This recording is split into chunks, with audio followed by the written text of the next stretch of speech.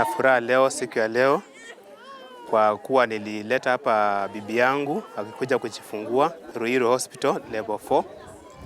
Nilimleta hapa akajifungua salama, na leo ndio siku anatolewa, na tumepewa zawadi hapa na gavana wetu wa Matangi, na nimefurahia sana na ninarudisha shukrani kwa ile kazi gavana anafanya. Nikikuja nilikuwa na expect kuna mgomo, so nilikuwa na wasiwasi kidogo, lakini vile tulifika tulipata kila kitu kiko sawa.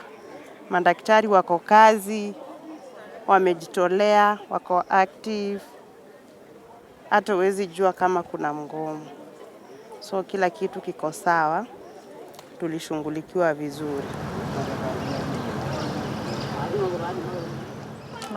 Natoka tu hapa Watala na nikuja hapa Saturday niliisha usiku. Sasa nikaangaliwa, wakaniambia njia ya mtoto itafunguka. Kufika saa 11 nikapelekwa theater. Harakati ya kuniweka hizo mashini kwa mikono, wenyewe walishuhudia Mungu na macho yao. Hata wakaniambia, mama, ukienda nyumbani uende ukule ugali kabisa. Hatujaiona maajabu kama hii hapa. Mtoto alipimwa, alikuwa na kilo 3.7 na hakuwa na shida yoyote. For Ruiru Hospital today, at least we have had several mothers discharged. We have been having deliveries between 350 to 450, around there.